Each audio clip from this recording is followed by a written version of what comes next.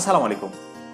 জাতীয় বিশ্ববিদ্যালয় ভর্তি পরীক্ষা সংক্রান্ত খুবই গুরুত্বপূর্ণ দুটি বিষয় আজকের ক্লাসে আমরা আলোচনা করব।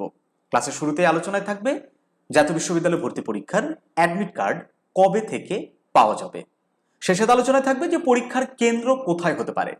শিক্ষার্থী বন্ধুরা, আমরা জানুবিডি অ্যাডমিশন এই ইউটিউব চ্যানেলটিতে নিয়মিতভাবে বিভিন্ন গাইডলাইনমূলক ভিডিও, সাজেশনমূলক ভিডিও আপলোড করে থাকি। তোমরা যারা প্রথমবারের মতো জানুবিডি অ্যাডমিশনের ভিডিওগুলো দেখছো তারা অবশ্যই আমাদের এই চ্যানেলটি সাবস্ক্রাইব করে পাশে থাকা নোটিফিকেশন বেল আইকনটি অন করে দিবা। শিক্ষার্থী বন্ধুরা, আমরা মূল আলোচনায় যাই। তাহলে প্রথম আমরা আলোচনা করি যে জাতীয় বিশ্ববিদ্যালয়ের ভর্তি পরীক্ষার অ্যাডমিট কার্ড কবে দিবে। তোমরা নিশ্চয়ই অবগত আছো জাতীয় বিশ্ববিদ্যালয়ের অনার্স প্রথম বর্ষের ভর্তি পরীক্ষা আগামী ৩রা মে তারিখে অনুষ্ঠিত হবে। এই ধরনের জাতীয় বিশ্ববিদ্যালয় সহ বিভিন্ন পাবলিক ইউনিভার্সিটিগুলো যেগুলো রয়েছে সেগুলোর অ্যাডমিট কার্ড পরীক্ষা অনুষ্ঠিত হওয়ার মোটামুটি ৮ থেকে ১০ দিন আগেই তাদের ওয়েবসাইটে প্রকাশ করে দেয়। তো সেই হিসাবে যেহেতু তোমাদের ভর্তি পরীক্ষা ৩রা মে না, মোটামুটি ১০ দিন আগে ধরো 23শে এপ্রিল থেকে দেখা যাবে যে তোমাদের এই অ্যাডমিট কার্ডটা ডাউনলোড করা যাবে। তবে জাতীয় বিশ্ববিদ্যালয়ের এই যে অফিসিয়াল ওয়েবসাইট রয়েছে এখানে যতক্ষণ না পর্যন্ত এই রিলেটেড কোনো নোটিশ প্রকাশিত হচ্ছে ততক্ষণ পর্যন্ত নিশ্চিতভাবে কোনো কিছু বলা যায় না। তারপর আমরা আনুমানিক একটা ধারণা করছি যে 23 থেকে 25 তারিখের মধ্যেই, মানে 25শে এপ্রিল তারিখের মধ্যেই তোমাদের অ্যাডমিট কার্ডটি এই ওয়েবসাইটে অ্যাভেলেবল হয়ে যাবে। তো সেটি কিভাবে ডাউনলোড করতে হবে সেটা নিয়েও কিন্তু আমরা একটা ভিডিও দিব, সেটা দেখে তোমরা অনায়াসে নিজে নিজে তোমার হাতে থাকা স্মার্টফোনটি ইউজ করে এই অ্যাডমিট কার্ডটা ডাউনলোড করে নিতে পারো।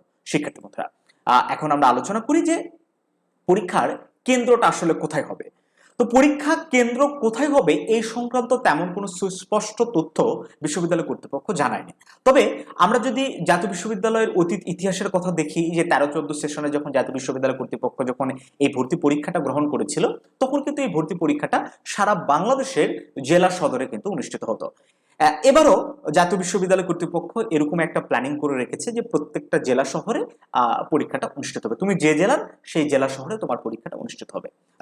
তারা যদি কেন্দ্রীয়ভাবে একটা স্পেসিফিক জায়গায় জাতীয় বিশ্ববিদ্যালয় কর্তৃপক্ষ পরীক্ষা নিতে চায় তাহলে এটা কিন্তু কোনোভাবেই সম্ভব হবে না। কারণ জাতীয় বিশ্ববিদ্যালয়ের ভর্তিচ্ছু শিক্ষার্থীর সংখ্যা এত বেশি যেটা আসলে একটা কেন্দ্রে বা একটা জায়গায়, বলো ঢাকা কিংবা রাজশাহীতে, এরকম জায়গায় নেওয়াটা পসিবল না।